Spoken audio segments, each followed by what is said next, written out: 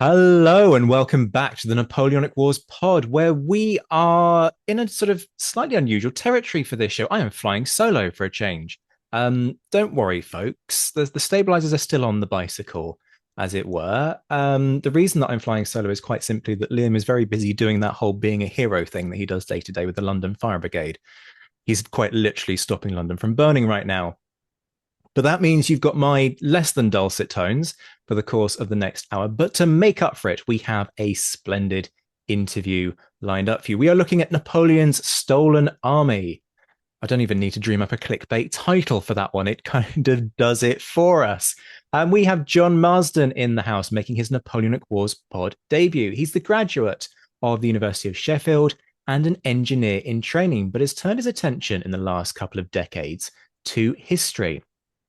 If you are familiar with Hellion's back catalogue, you may know of the Tagus campaign of 1809, available from hellion.co.uk. Go and buy direct from the publisher. You know my whole rant on that. And also Napoleon's stolen army, again from Hellion, which is going to be the subject of today's interview. John, lovely to see you. Welcome. How are you doing? Fine, thanks. Okay, so let's dive in and set the scene for our listeners. In terms of the strategic situation in the Baltic, what's going on, and how and why and what the heck is going on with Spanish troops being in the region? Okay.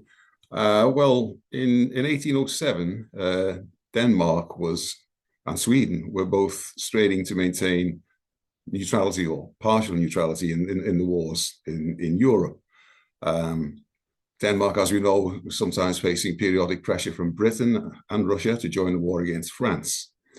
The Danes were not keen to get involved. I mean, they went as far on one occasion to delay a refit schedule for their fleet in the fear of provoking the British into thinking that perhaps they were preparing for war on one side or the other. In July of 1807, the Treaty of Tilsit was signed between France, Prussia, and Russia, which made Russia then a de facto enemy of Britain. About that time, the Swedes had a large army in Pomerania on the southern coast of the Baltic Hanseatic territory, but they were in neither of the camps of France and Britain to any great degree of enthusiasm. But the Treaty of Tilsit afforded the French an opportunity to defend the ports of the Hanseatic towns, to reinforce Napoleon's continental system, and taking advantage of the articles in the Treaty of Tilsit.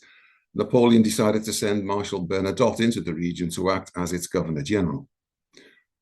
Britain, of course, relied upon its Baltic trade for the supply of naval stores, such as timber, pitch, masts, etc.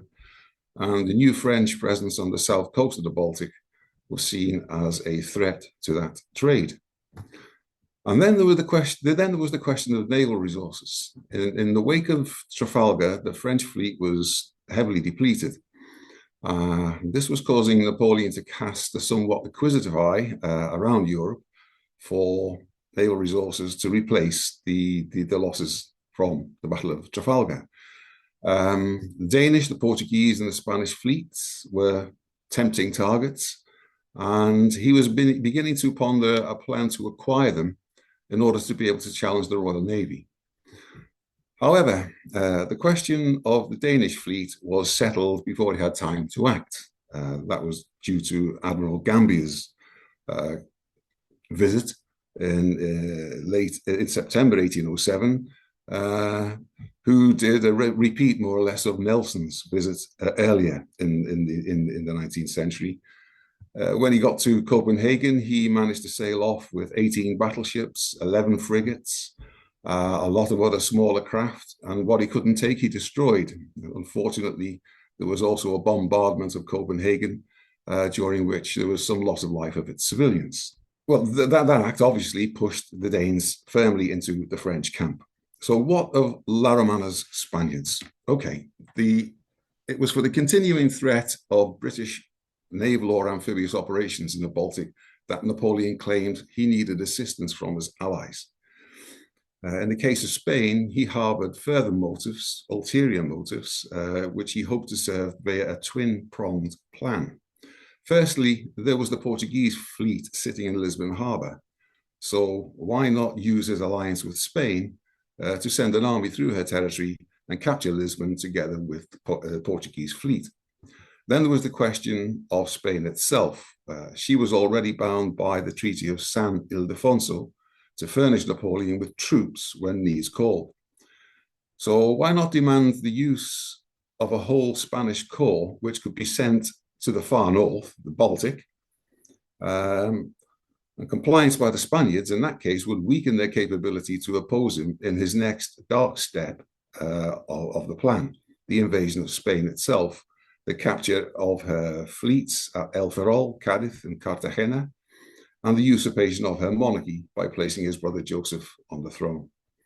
In March 1807, he set this plan in motion, and as a final piece in this treacherous jigsaw puzzle, he decided to demand that the Spanish furnish him with further 3 army corps to partake in Junot's landward invasion of Portugal, thus further depleting Spanish capabilities to fend off the coming invasion. So, in April 1807, all of the elements of La Romana's expeditionary army to the Baltic crossed the Pyrenees en route to the region of Hamburg, and just 2 months later, Junot crossed the Bidassoa with his army en route to Portugal. So at that point, we could say the dice were firmly cast.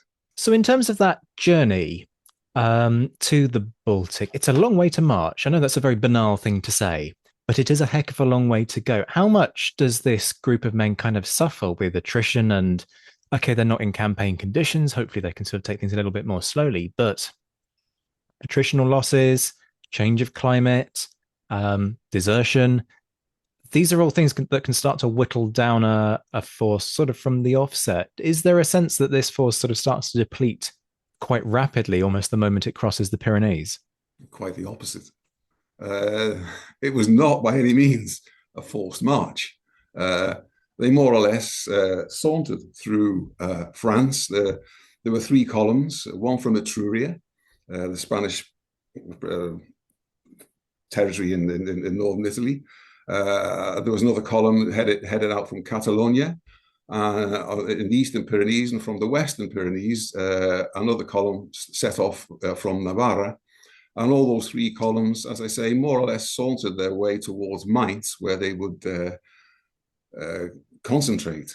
The thing that made the whole episode probably quite enjoyable for the Spaniards was that once they crossed the frontier into France, they were treated as soldiers of the French Empire, which meant a huge improvement for the conditions of the ordinary Spanish soldier, El Soldado Raso, the ordinary Spanish soldier, and they were delighted. In fact, one of the leaders of the expedition, General Kindelan,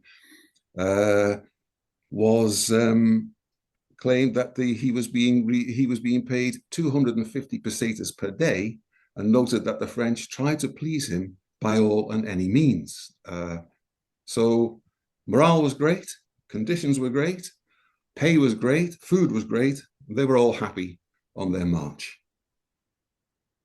And what are relations looking like with the French at this point in terms of the sort of political situation? Because we know, with the benefit of hindsight, the Peninsular War is coming. We know the Dos de Mayo is kind of that.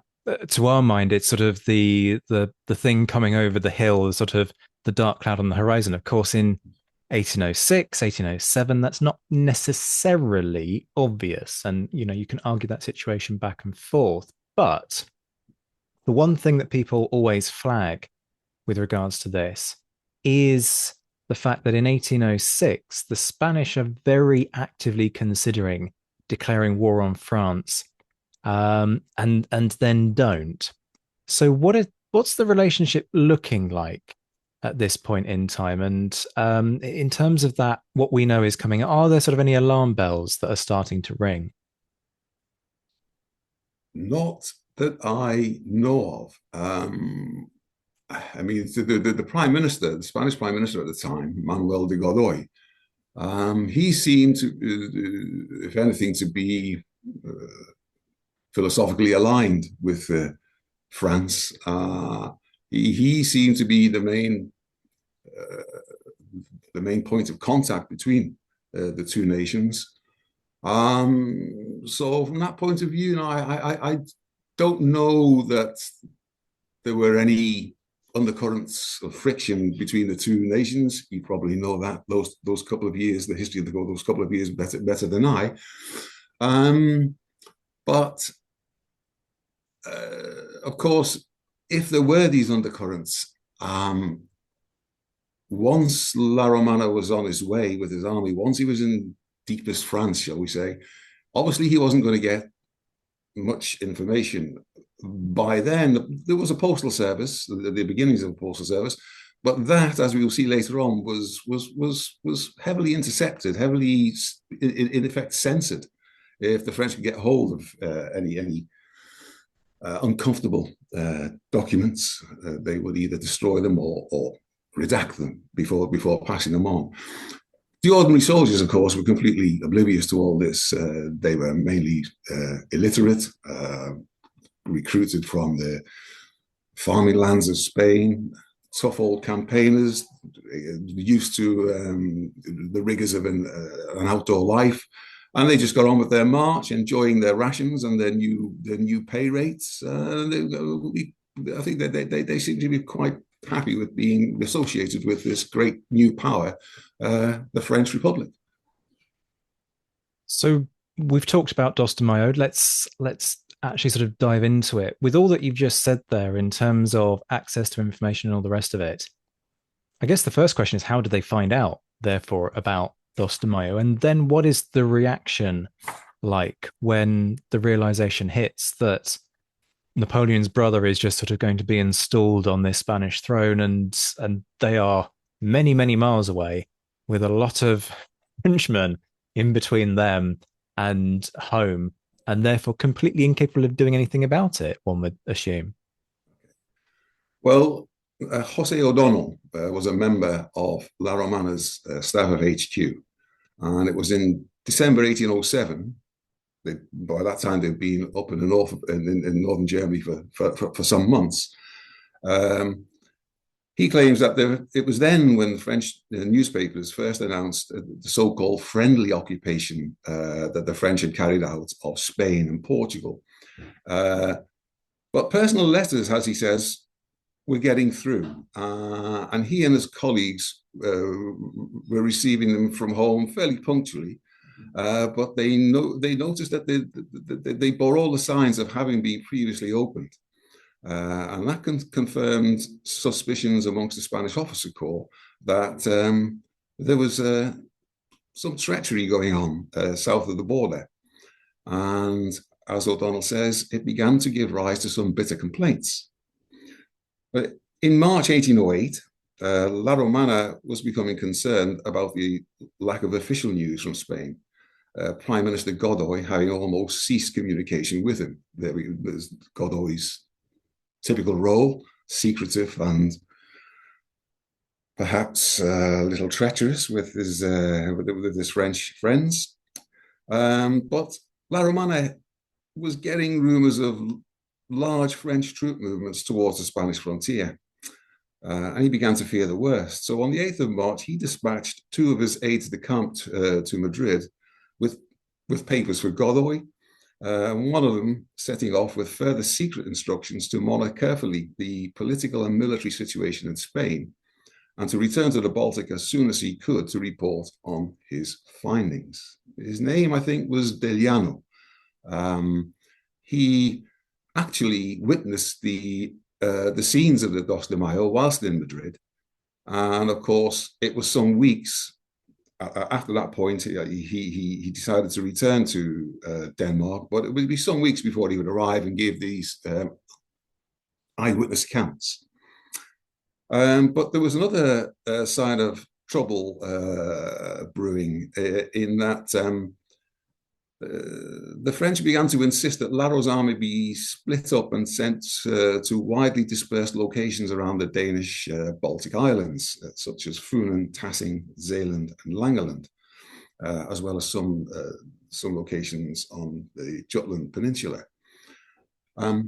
O'Donnell claimed that the French newspapers continued to circulate amongst Spanish officers in abundance. Now, this was because probably a lack of security thought amongst the French.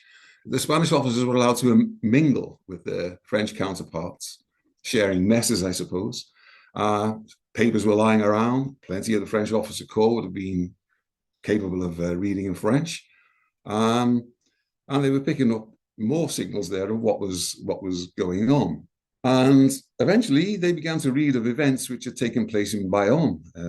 That was, of course, the renunciation of the Spanish crown by Fernando VII, and the scenes of horror which had occurred in Madrid on the 2nd of May, as well as the internment of the royal family in France and the nomination of Joseph Bonaparte as King of Spain.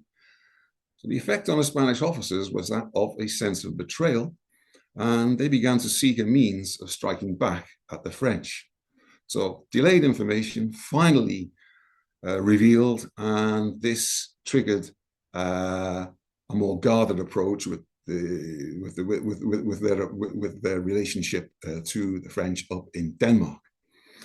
The ordinary Spanish soldiers, of course, as we've said, most of them would have been illiterate and certainly not bilingual, and they would have remained ignorant of events in Spain. But they came to understand what was going on by what was probably a mistake made by Bernadotte. Bernadotte, by the way, was by then up there running the show for the French in Denmark. And he, because of the new situation in Spain, he issued a demand to La Romana that every man in his army would have to take an oath of allegiance to King Joseph. And it was in attempting to enforce Bernadotte's edict that the ordinary Spanish troops learned of this French treachery at home, and they became rebellious.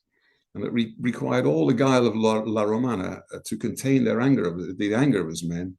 Once he had them calmed, he could then plan for an escape or whatever other actions he would like to take. The real danger, the real worry in La Romana's mind was that because of the level of anger that was being raised amongst his ordinary soldiers, they may well have taken things into their own hands, began assaulting, attacking with their French erstwhile allies, and that would have blown any chance, of course, of a rescue, if there were any chance at all. That's a lovely little cliffhanger that you've left us there. Because the prospect of a rescue, it seems, I don't know. I was going to say it seems quite unlikely, but I suppose it depends on your perspective. If you want to sort of be what historians would call teleological about this and sort of look through the past and therefore sort of from the present and therefore sort of look through the back end of the Peninsular War, you might sort of want to assume, oh, Britain, is going to do that sort of jolly British thing of going and helping out Spain, right? But actually, that's not necessarily the case, because there's a long-standing perhaps over exit, but there is a mistrust between Britain and Spain. We are only, 2-3 years post Trafalgar, which says a great deal in terms of quite where Anglo-Spanish relations are. And sure, folks can turn around and say, well, at the beginning of the French Revolutionary Wars, Spain was in alliance against revolutionary France and Britain was part of that alliance. And yes, you'd be absolutely right. But also, if you want to go even further back, you've got things like Spanish involvement in the American War of Independence. So there's not necessarily a nice kind of placid pro-Spanish mood that you can see within sort of how Britain's thinking about things, until, of course, the Dos de Mayo uprising happens. I mean, best example of that, right, is that Wellesley is meant to be sent off to start scooping up Spanish colonies. So in terms of the prospect of that rescue mission, I guess the first question is, what are the options? Who realistically is going to help these guys? And then secondly, seeing as we know that it was the British who end up stepping up in this situation. How does that initial contact happen? And how do the Spanish react to it?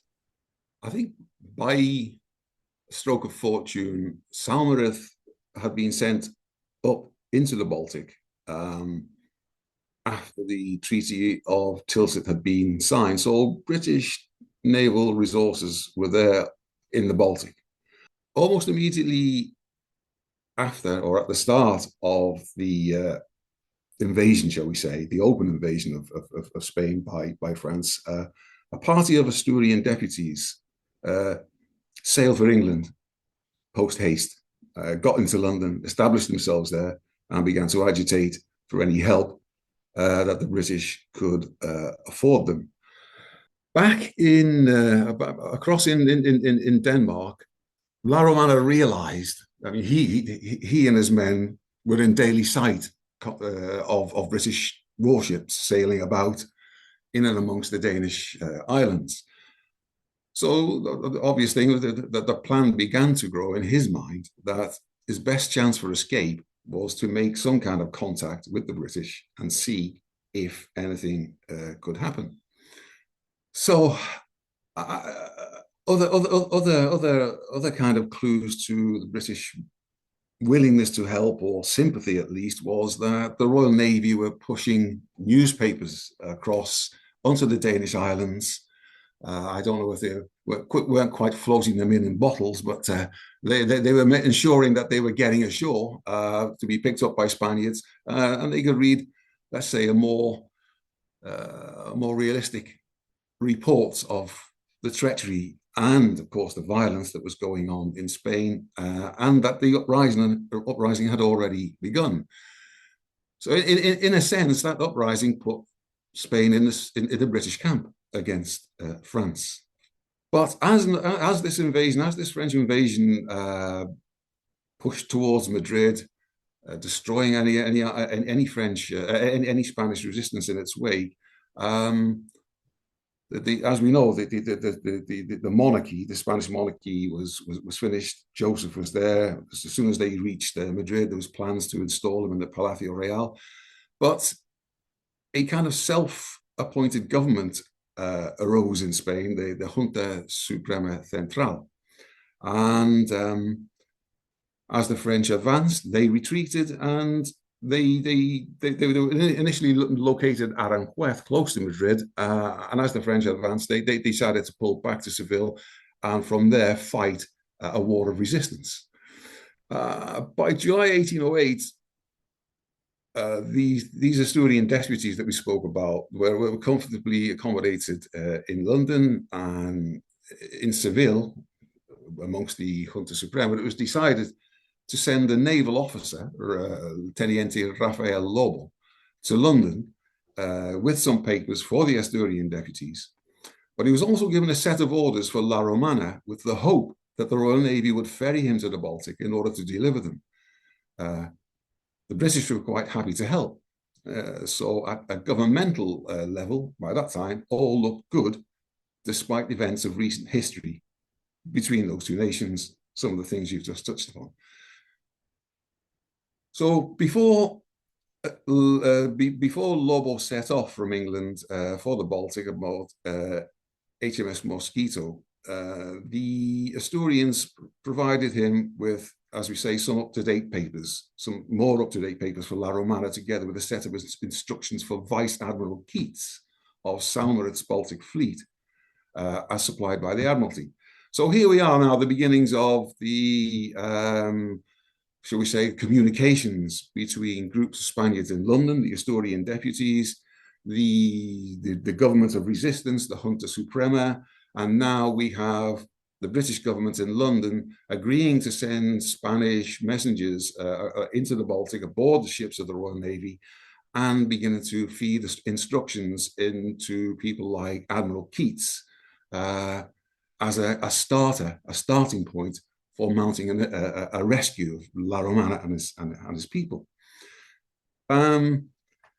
So fine, Lobo arrives in the Baltic with his messages. The Spaniards on the island know nothing about it.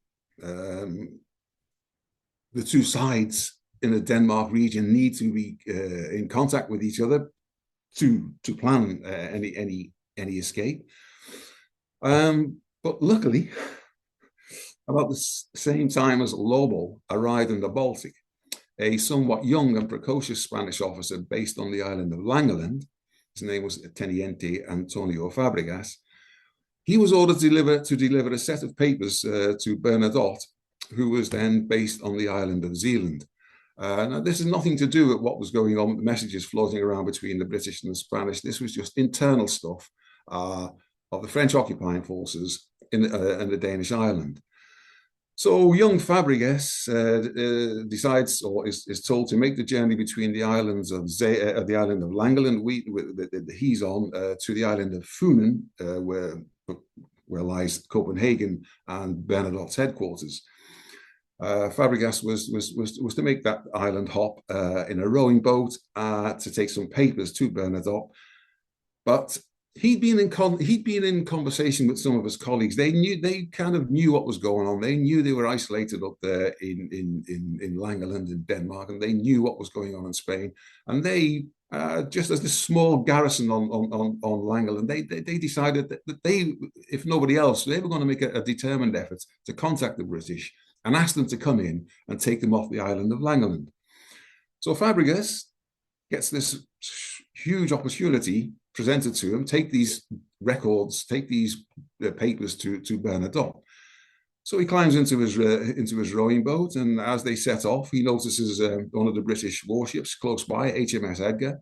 So he pulls a sword on the crew of the rowing boat, the rowers, and orders them to head towards HMS Edgar. Edgar's lookouts see what's happening. They send the boat out, grab Fabregas and his chums, drag them aboard Edgar, and there he is. He's there aboard Edgar, saying, "Why don't you come and get my chums off the island? We've got things planned between us. We can send you a signal at a certain point on the island. When you see the signal, go in and pick up the chaps." So we have Fabregas aboard HMS Edgar. We have Lobo aboard HMS Mosquito, and messages soon passed between the British that these two guys really ought to be aboard Keats's ship, Keats's flagship, HMS Superb, and some talks and some planning can maybe commence.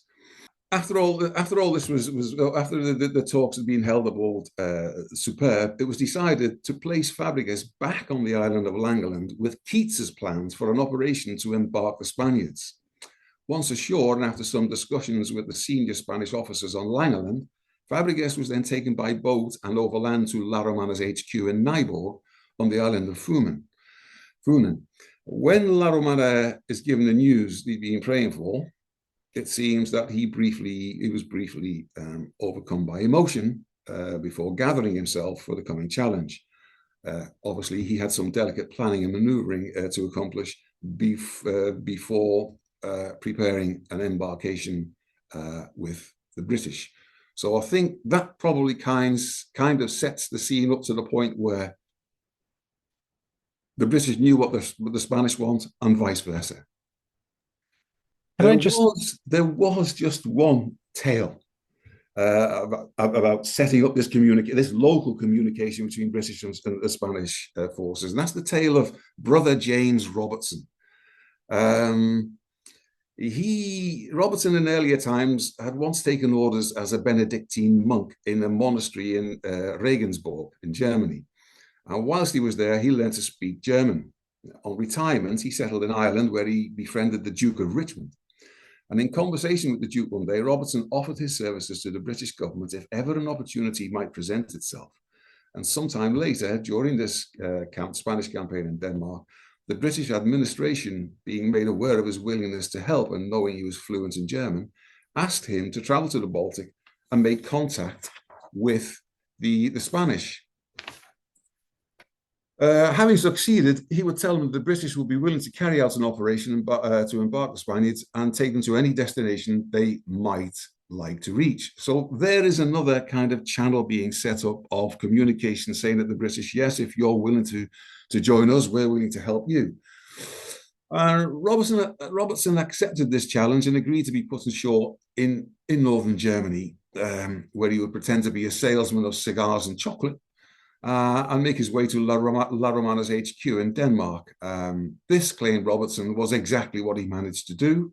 And after a number of conversations he claimed to have had with La Romana, he could say that he passed on all the information that La Romana needed. Hence, it was his own action in this in these communications. Robertson claimed a lot of for praise for, but unfortunately, Robertson's tale was never ever corroborated by La Romana or anyone else. So we have to take his word for it that he actually met La Romana. But anyway, at this point we're at now, local forces are aware of each intentions. The problem is, how can we come up with a plan to lift the Spaniards? I do love that for 007 fans, those who are interested in sort of the historical precedents to what become the Secret Service. Never mind universal exports of the Ian Fleming novels, which, for those who aren't aware, is sort of the company, inverted commas, that Bond uses as a cover. It seems that cigars and chocolate are the cover of choice. Quite an interesting cover story to peddle. And I'm curious as to why they thought that particularly was going to be the best way forward. But frankly, that's neither here nor there. What I do want to focus on is the level of danger that's involved with all of this conspiracy. And I don't just sort of mean for the individuals, because that kind of process is perhaps quite obvious. These people might be arrested if caught, and all the rest of it. But there are 3,400 odd of these Spanish guys. If the French want to stop them, if they do get wind of it, what can they actually do about it?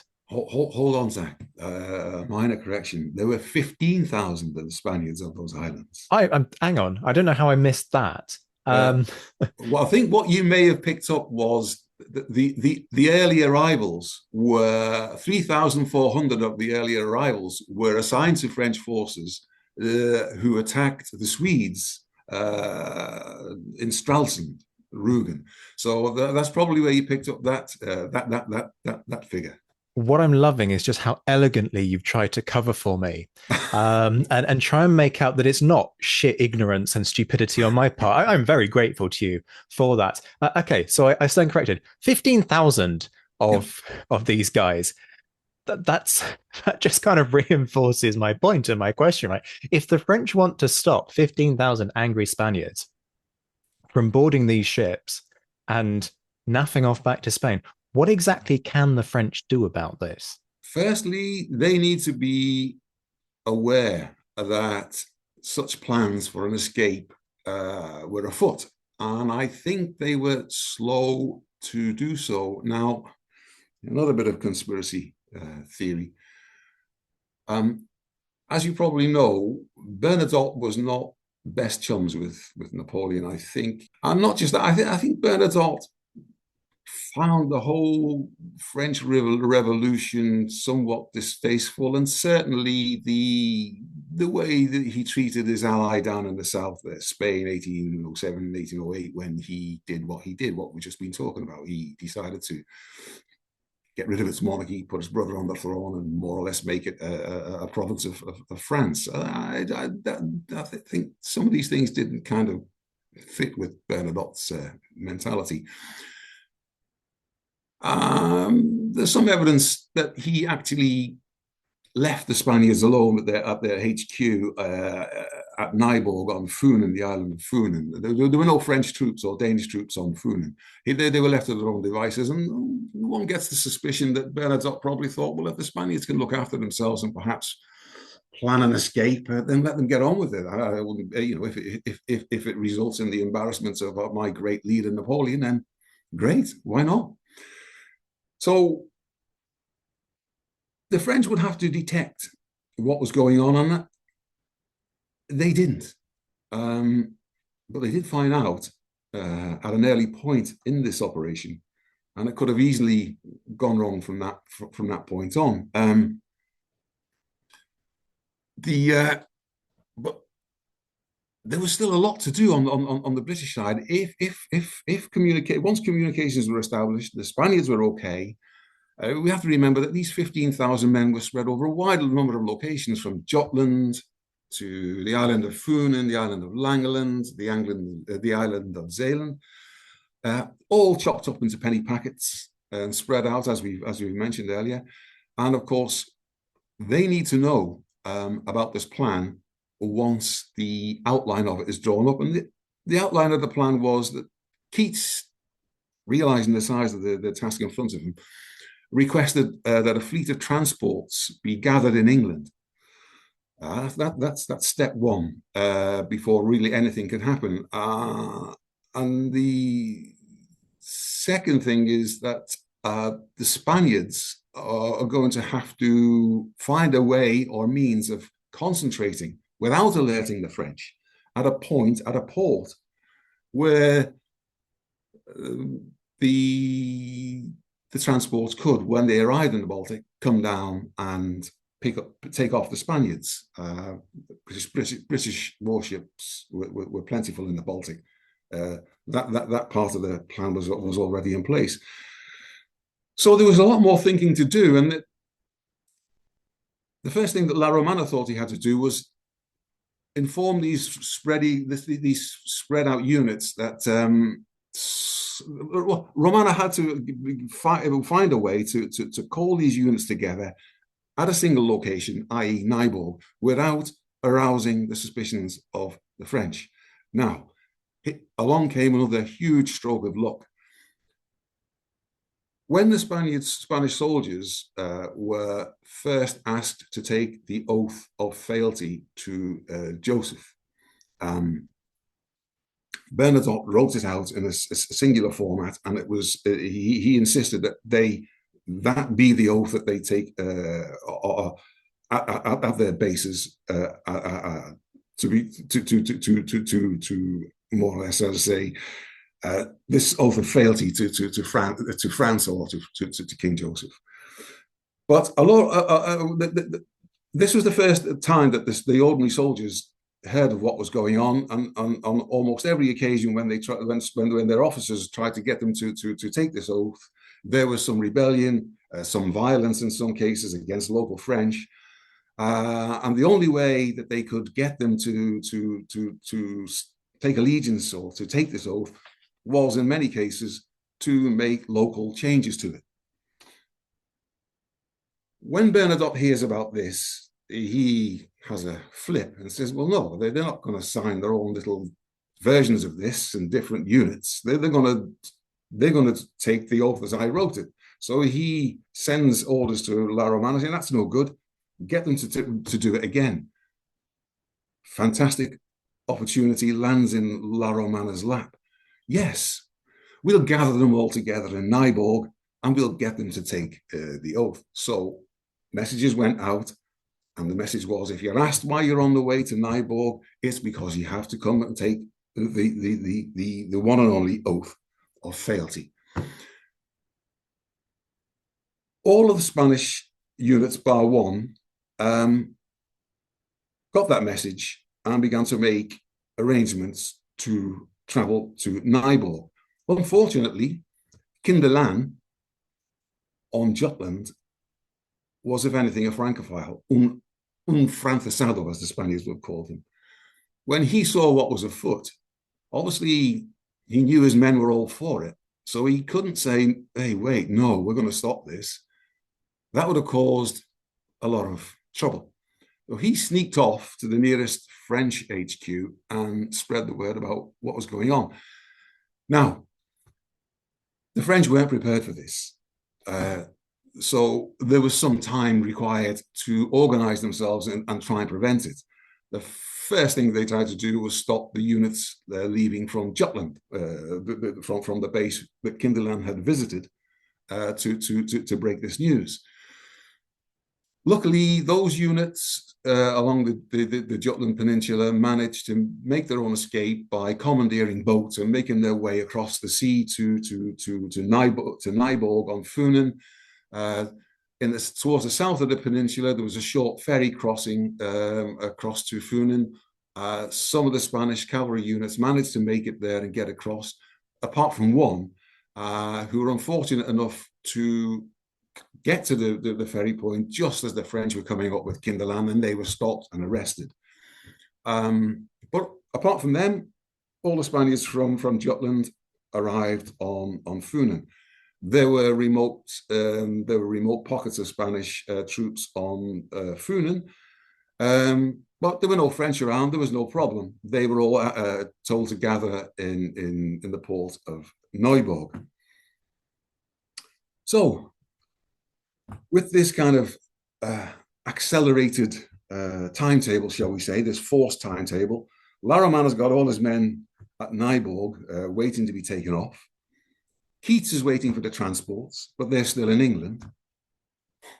What has to be done next was the question. I mean, so unexpected was it that the Spaniards would so soon be gathered in Nyborg that Keats was actually lying off Langeland aboard HMS Superb when he got the news. So his first reaction was, right, quick, let's get over to Nyborg. This thing's all kicking off. Unfortunately, there was no wind. The only way he could make that journey in any speed was to get aboard a whaler with a crew of rowers and row like hell to get across the 35 miles of sea to get on the spot at Nyborg. So now I think, Zach, we're at the point where Spaniards are in Nyborg. Keats is aware of it. He's gathering his ships around the port. The transports are in England. Keats takes the only option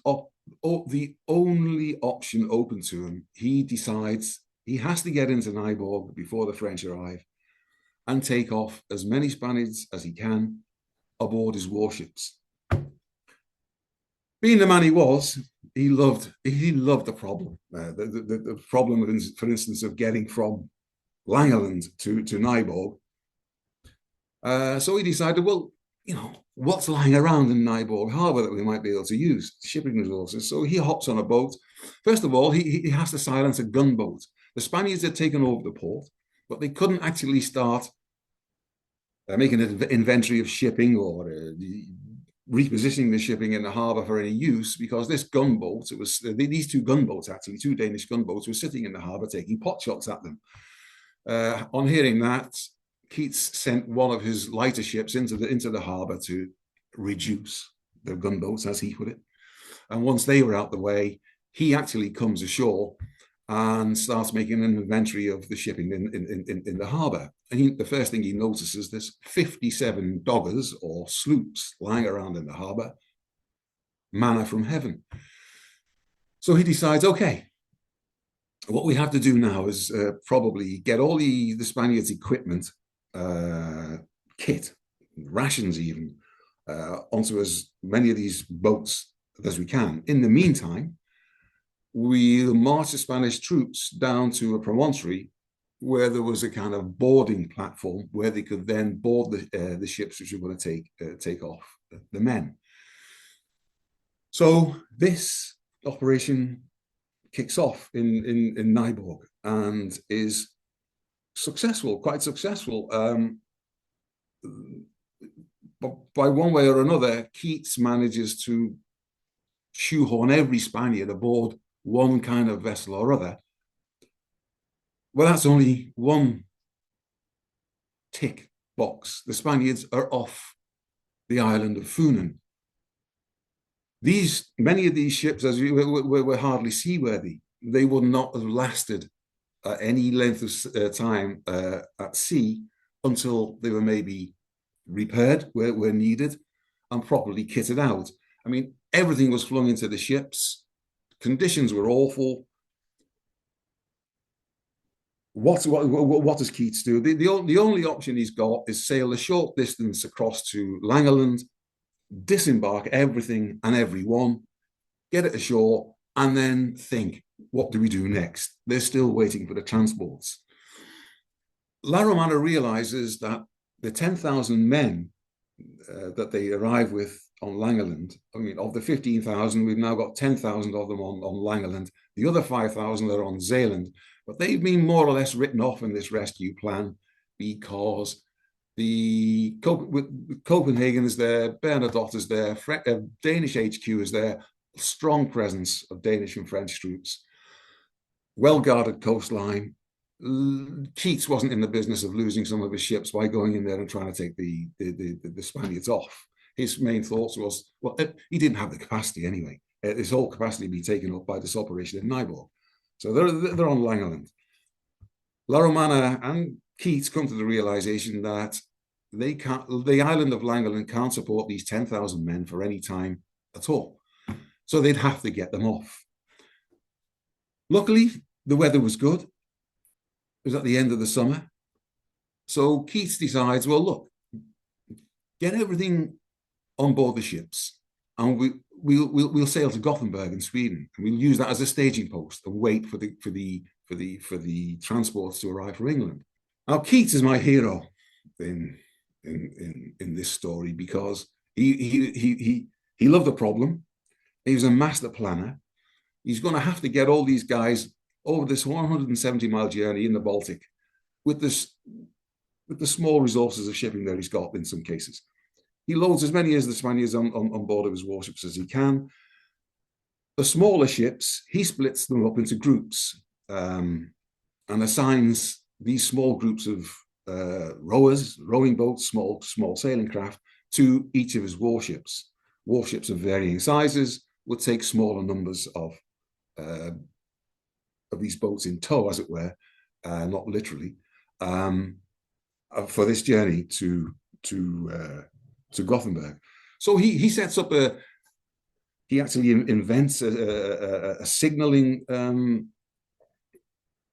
card, which his captains are all made aware of these signaling, the signals and the signaling flags. Each of these little boats are painted with an identifier which ties it to one of his warships, and they all set off to Gothenburg. I mean, the analogy I used was that it must have looked like a set of mother ducks and mother swans sailing across the Baltic with the line of chicks behind them on the way to Gothenburg. They did become becalmed halfway across, but the wind picked up and got them to Gothenburg. Problem solved? Not yet. When they arrive, Gothenburg Bay, King Gustav V, I think it was, isn't it? Or sixth of Sweden. I don't think King Gustav. I don't think his marbles were all in the right place from time to time. When Keats arrives, he says, "No, you can't come ashore. You just stay in the harbour and in the extremes of the harbour. Don't come in towards." Perhaps the Swedes were terrified of dragging themselves into the war with the French. I'm not sure. Keats is unhappy. He anchors his ships in the bay. Spaniards are obviously suffering on board these small craft or crammed into the warships. So with more and more pleading, Gustav relents and allows them to go ashore on some of the small islets. Some of them had fresh water. You're beginning to then make the conditions aboard the ships and on some of the islets a little bit better for the Spanish troops. There's still no sign of the British transports. Saumarez is calling for Keats to bring his squadron to him because the Russian fleet is at sea in the Baltic and there's going to be an action, probably. So Keats has got to do something fast. So he approaches the shipping merchants in Gothenburg, Swedish shipping merchants, and asks for quotes to take the Spaniards on, maybe to England, maybe all the way to Spain, depending on rates and capabilities. And he's shocked by the rates that the Swedish merchants quote. If he thought the British were going to quote less, he was wrong when he put his proposition to the British merchants. He got even higher quotes for that. But eventually, the transports arrived in Gothenburg and got the Spanish troops aboard. La Romanes and Jose O'Donnell sail with a 3-day start from the main group. La Romana ends up in London, meets the king, so we are told, and he will follow on after discussions with the British to try and catch up with his convoy that sails on to Spain. So I think we've covered the escape from the Baltic. But what about the 5,000 or so Spanish troops on Zealand? I mean, I was at this point going to ask, kind of two things. Firstly, yes, what happens to that remaining 5,000? Because at this point, our story, I guess, is going to focus much more on the 10,000 who do manage to get home. But also, what's the French response? Bernadotte literally has a small army stolen from underneath his nose. Juno goes into Portugal with, I think it's 10,000 men. I might have got that number wrong. It might be 20,000 actually, the more I ponder on it. But regardless, this is a sizable force, a force that you don't want to be slipping away. So what's Bernadotte's reaction? And then inevitably, what's Napoleon's reaction? I'm envisaging sort of tantrums of a gargantuan scale when this news breaks back in Paris. I'm sure that's what happened, but a bit later on, we can actually look at what his response was. It was a guarded and muted response, but we'll come to that. Bernadotte, well, he's obviously he's on Copenhagen, where these 5,000 Spaniards are more or less entrapped. He has to disarm them. They were first of all, when these Spaniards realized what was happening, they rioted. They smashed up their barracks. They lynched two of the French officers that happened to be standing by, and they set off. They decided, let's go, let's find a port, let's find some shipping, and let's just go anywhere. So as they were just setting off on that march to God knows where, when the French and Danish, but by that time the French and Danish had kind of organized themselves to some extent, and they stopped them. They disarmed them. They brought them back. They held them under guard in their old bases and barracks to decide what was going to come next. Continuing on with the kind of analysis of where Bernadotte's head and heart were in this episode, it would seem that for what had happened, and because of the lynching of those French officers, one would think there would have been harsh reprisals. But maybe because of Bernadotte's presence, that didn't really happen. Some of the ringleaders, Spanish ringleaders, were identified and they were shipped off for whatever punishment was awaiting for them. But the bulk of the Spanish soldiers were more or less told, stay where you are until we decide what's going to be done with you. And eventually those 5,000 men were shipped over to the mainland, the Danish mainland, and were marched off into captivity to a number of prisoner of war camps spread across the face of France. And there they lingered for several months, if not a year or two. But then came Napoleon's planning for the Russian campaign, and he was desperate for men. He was looking for men anywhere he could find them. And Kinderlan, the leader, if you remember, of the Spaniards on Jutland who defected in essence to the French cause, Kinderlan gets involved in this and offers the service of these troops to Napoleon for his Russian campaign. So people are sent out to these prisoner of war camps, more or less giving the Spanish prisoner of wars a choice. Why not come on a big campaign in Russia, get your regular rations, be treated as you were when you remember those great days when we were marching across France and you were getting full pay, full rations. It'll just be like that again. Otherwise, you stay in the prisoner of war camps for God knows how long and waste away. So those Spanish soldiers decided to, or were forced to join Napoleon's army of invasion Russia. Two of the people in that group of men. One was Rafael de Llanza, a Catalan of minor uh, aristocratic roots, I should say, and another guy quite the opposite, a guy called Manuel Lopez. He joined the Spanish army, the regular Spanish army, from a small Spanish village in Galicia, right up in the remote northwest coast of Spain, as a young boy. And he's one of the ones that gets taken off on this Russian campaign. I don't know that we want to go through that, but we can say of those two, they both survived their time in Russia. And during that time, Manuel Lopez began to be promoted slowly but surely through the ranks of what was more or less a group of soldiers under French regulations, and with the French Republic and the social mobility, shall we say, in stretching into the army. Lopez gets more and more recognition for his talents, and I think by the end of his time in Russia, he's at a kind of junior commissioned officer level.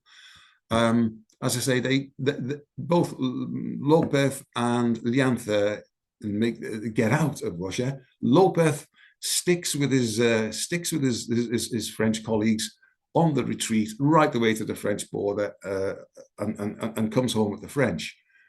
De Llanza, being an officer, puts himself in charge of a group of, finds himself in charge of a group of desperate Spanish soldiers towards the end of this retreat, and they meet up with a Russian. They come face to face with a Russian unit was about to attack them. They were exhausted, finished. De Llanza decides, I'm just going to go over and talk to these guys and see what can be done. He goes. He's introduced to the Russian officer, and when he begins to tell him the Spanish, the Russian officer, in great surprise, says, "Well, we're allies. We're not going to do you any harm. Come with us." So De Llanza's men get absorbed wherever they were. He goes off to, I think, St. Petersburg. Because of his aristocratic roots, he has a fine time. He hangs about with some of the Russian ladies, and he is eventually picked up by the Royal Navy from the island of Kronstadt in the Baltic, towards the end of the war, if not after the end of the war, and is taken back to Spain. Now, here's the difference. What was the Spanish attitude going to be towards these guys who'd gone off and fought for Napoleon? Well, Fernando VII was back on the throne, and he decided that, okay, the 5,000 soldiers from Zeeland that were forced into service in Russia, the ordinary soldiers, we can't regard them as traitors. They can come home. The officers, that's a different kettle of fish. They volunteered to join this Spanish unit created by Napoleon, the Regiment Joseph Napoleon, and go in and fight for the enemies of Spain against an ally of Spain. So they're traitors and they can't come back. Now, De Llanza, of course, was in that grouping, but that group was now split. When Fernando hears of the difference of coming back all the way into France, out of Russia, or surrendering to the Russians as an ally and coming back to Spain on British ships, he makes a difference. He differentiates between the two groups, and De Llanza is welcomed home. Lopez decides to stay in France. The French Empire offered the Spaniards, all the Spanish soldiers from that campaign, French citizenship in essence, and to remain in France after the war. Lopez takes that offer up, and continues to stays in the army, the French army, and continues to rise. And by the end of his career, he's kind of one of the top generals. He's in charge of he's in charge of the French army in a district. He becomes a district general in the post-Napoleonic French army and sees his life out in France. Luckily, he wrote of all his adventures, and that manuscript ended up in the hands of Soult. Soult deposited it in the archives, the French archives, and it was from that archive that some of his descendants, recent, late descendants, people, my generation, got hold of the details, published the book, and it was that book I dived into to relate part of the story I've just related to you. So, right, I think we've dealt now with the boys from Zeeland, the guys who the British took back. So You they know where I'm land. going next? What Well, about the guys who make it back home? What's the their guys who make reception it back like? home, they first of all, the voyage down past England was fine, and then they headed off into the Bay of Biscay. Then maybe as a kind of foreboding signal, they were hit by this huge storm. They scattered over an enormous distance, this convoy. Some of them were washed back as far as the south coast of England, others to God knows where. But there didn't seem to be appear to be any losses of ships. The convoy was brought together again by British escorts, and in October, I think it's in October, November, the whole convoy arrives in Santander and disembarks.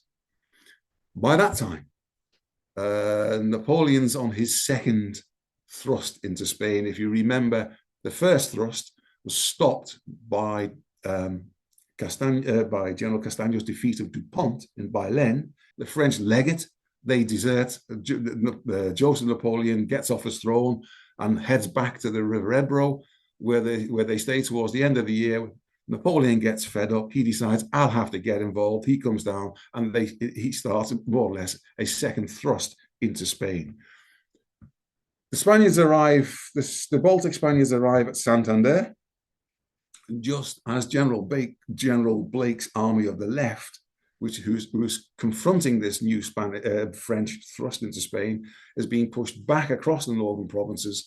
So they come literally off the quayside up into the mountains to join Blake's army at a place called Espinosa de los Monteros, and there they make a stand. And the Baltic veterans took a position up on the right of Blake's formation, and that was the flank which the French attacked. These guys were they were the best of the Spanish soldiers, that were available, of course.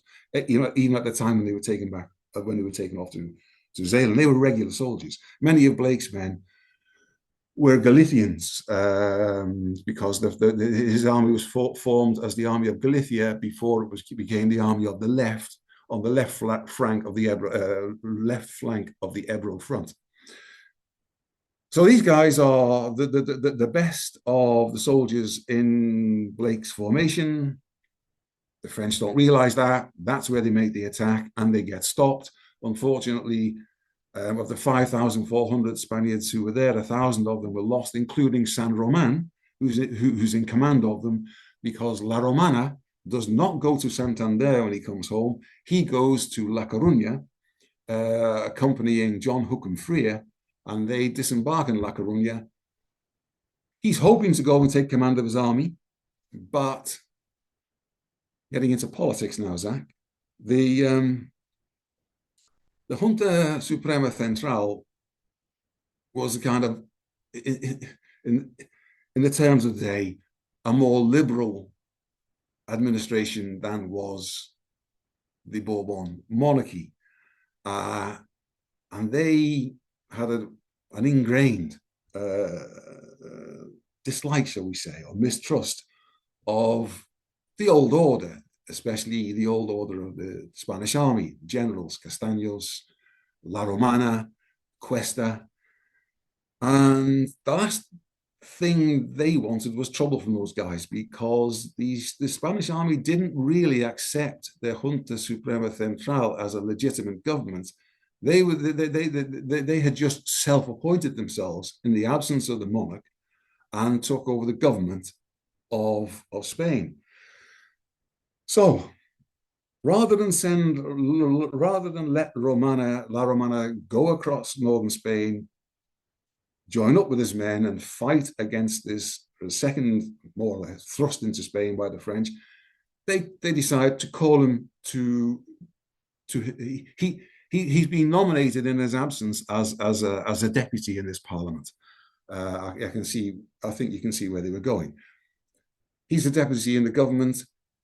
We can drag him down, tell him to take his seat. He's out the way. He's not on the front. He's not with his army. He's not agitating. He's not going to lead a coup against us. Keep your enemies. What's the saying, Zach? Keep your enemies. Keep your enemies close. Well, keep your friends close and your enemies closer. That one. So La Romana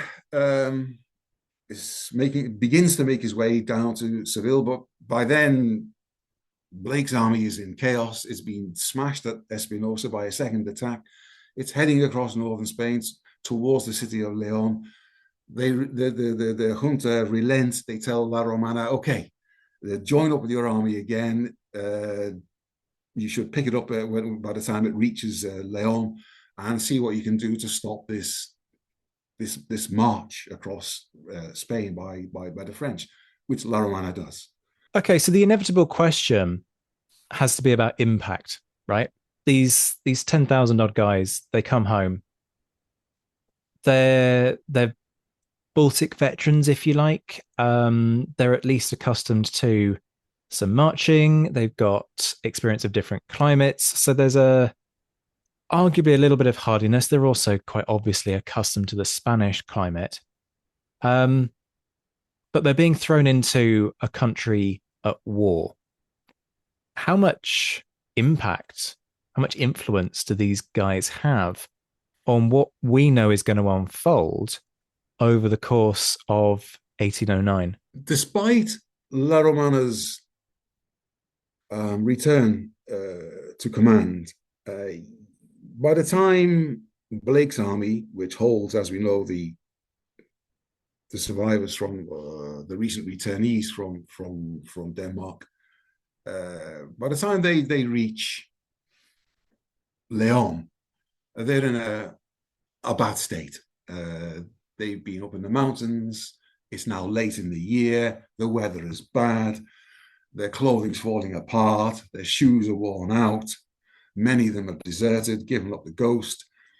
So he kind of inherits this broken army. In no way was it going to stop the French. However, while he's at Leon, Sir John Moore is moving out of Salamanca, and surely in ignorance of what's happening. And he decides he's off. He's off eastwards to intercept French communications, knowing that they'd made a thrust south towards Madrid. On the way, he even hears that Napoleon's already at Madrid. And for some reason, he keeps going. He thinks if he breaks this communication link between the French border and Madrid, he'd put the French in trouble. What he doesn't know is that Napoleon had sent Soult westward, further north, and Soult, by the time Moore reaches the town of Mayorga and then heads off towards Sagun, Soult is just down the road at a place called Saldana. He's marching straight into Soult's force. La Romana hears of this from his intelligence agents and warns him about it. Luckily, Moore wakes up to reality, turns his army about, and decides we're going to have to make a run for it. We're going to have to get to the coast. It's probably going to be La Coruña. let's get down to Benavente onto the La Coruña road. Once we're across the River Esla with the bridges blown, we should have some time to regroup and then set off on our retreat. He did ask La Romana to defend a bridge on the Esla further north at Mansilla, which, let's say, the Spaniards made a stand, but the Soult just brushed them aside. They retreated into the town of Leon, and then he himself, La Romana, with the remainder of his force, which is also in an awful state, maybe a worse state than the British, he heads to the town of Astorga, and Moore comes up, joins them, and I think we know the story from there. Moore heads off, he gets picked up. La Romana follows in his wake. He actually doesn't follow the main column. He follows Crawford's column a bit to the south, which was headed towards Vigo. But as they skirt through the southern fringes of Galicia, we remember Moore had inherited more or less Blake's original army of Galicia, so he's got a lot of Galicians amongst his numbers, as well as those that came, some of those that were still with him from Denmark. So once they're in Galicia, a lot of those guys thought we're home, and a lot of them desert, and his force shrinks and shrinks and shrinks. But I don't know if you've ever been to Galicia, but Galicia is a pretty inhospitable place, very mountainous, very rugged. Cavalry is no use to anyone. So that's one tick in the box for the Spanish. They didn't have any cavalry. The French did, but it wasn't going to be any use to them.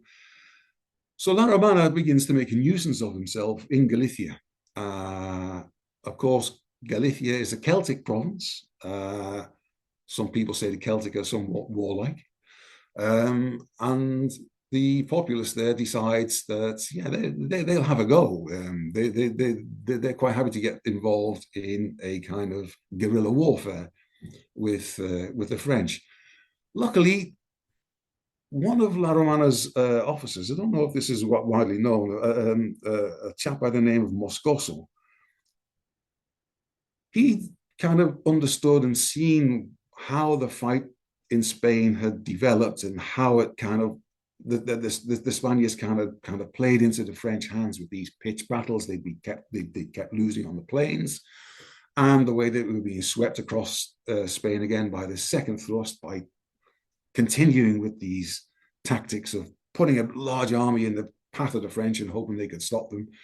And he starts writing a pamphlet about guerrilla warfare.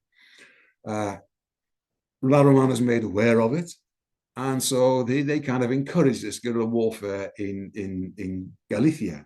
Of course, Soult and Ney are in Galicia because they were the two generals who chased Moore all the way to La Coruña.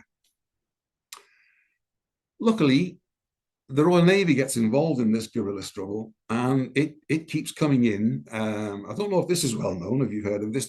They would often come into what the Scandinavians would call fjords and what the Galicians and the Spanish would call rias, with supplies, ammunition, weapons, and they would take off any French prisoners of wars which the guerrillas and La Romana's men had taken and not executed.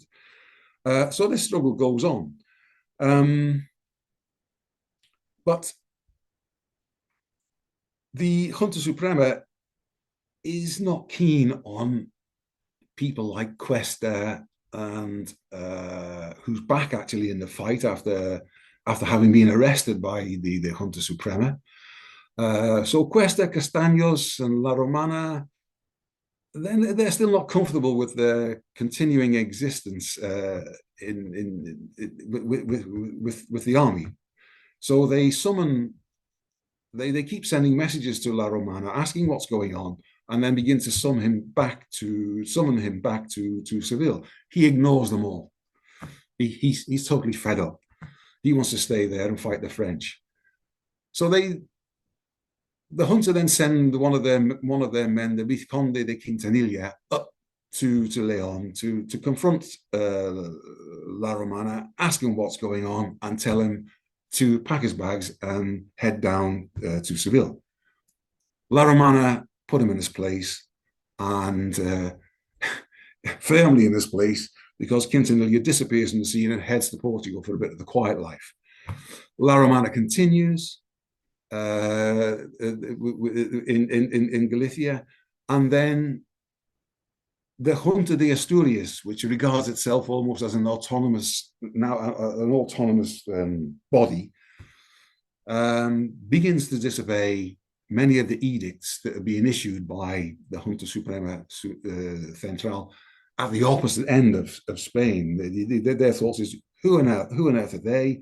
They've got the length of the country between us. What do they know about what's going on? We've got the landscape, we've got the people, we've got the means. We can fight the French on our own terms.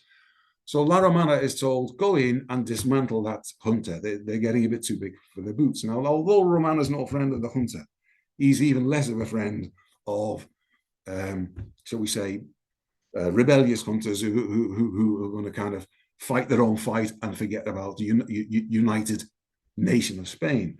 So he goes in, dismantles the junta.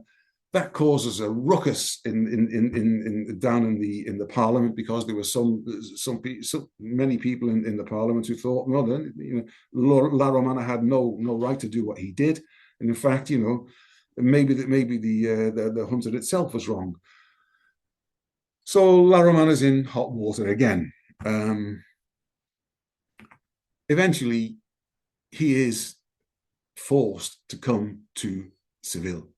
The command of the Spanish troops are given to favored generals, and the war continues. It doesn't go, as we know, the way. We're talking now before Wellington's arrival and before the Tagus campaign. The Spanish are losing everywhere, whilst La Romana is sitting down there in Seville.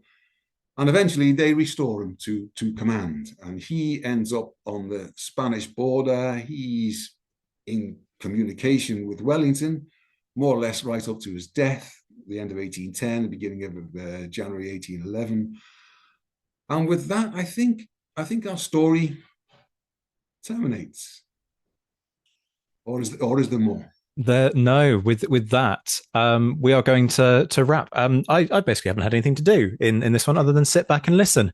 It transpires that we have a budding podcast host in the room for this interview. John, thank you so much for taking us through this incredible story of intrigue, of apparently cigars and chocolate as a cover story, because why not? As well as kind of dastardly sort of doings and sort of quasi mutinies and politics and literally everything you can imagine. If you want an impression of just how much of a mess this period of history is, there's an indication of just how messy it gets. While I was researching this and writing it, I was thinking, this is a fantastic adventure story. You could make an interesting television documentary on this. I mean, the likes of Sam Willis or who's Jon Snow? Not Peter Snow, I should say. Is it Peter Snow? Or is it Jon Snow? Peter Snow's He does quite a few. The dad of Dan Snow, in fact. Yeah. No, I'm talking about Dan Snow, aren't I? Yes, Dan Snow. Sorry, apologies to the Snows. I mean, it would make a great. It's kind of sharp in reality. it is. It's a staggering story. John, again, many thanks for your time, folks. You've been listening to John Marsden, who's the author of The Tagus Campaign of 1809 and Napoleon's Stolen Army. Both of those are available from Hellion Books. We will put the links in the description so that you can go direct to the publisher to buy them. Cue many rants about Jeff Bezos. And no, I won't shut up about the fact that you should support independent companies for two reasons. Firstly, it enables the independent company to continue to thrive, but also it means that the author gets a bigger cut when you buy the book, which matters. Because quite frankly, they make threepence halfpenny. Like royalties on books, something insane, like 5% of the purchase price is what authors get if they're lucky. So I maintain, go direct to Hellion. But John, thank you so much for your time. It's been a joy to talk to you.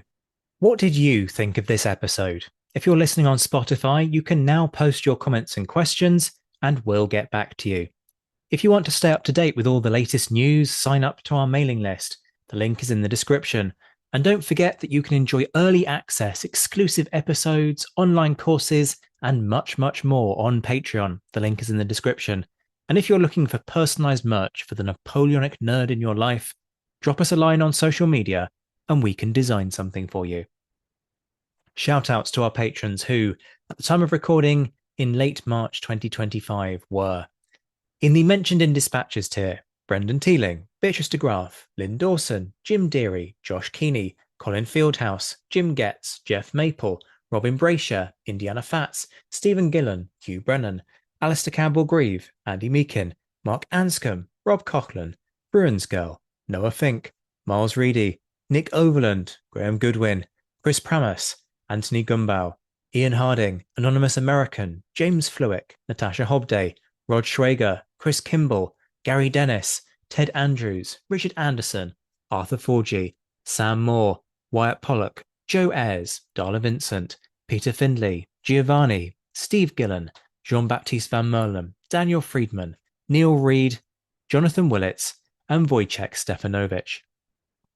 The Admirals: John Haynes, Mike Guest, Rachel Stark, Mark Duckers, David Priest, David Maxwell, Graham Callister, Sean Sullivan, Stephen Ashworth, Kate Walcombe, Clemens Beman, Reto the Sci-Fi Fan, Tim Day, Jason Morn, and Tim Pritchard.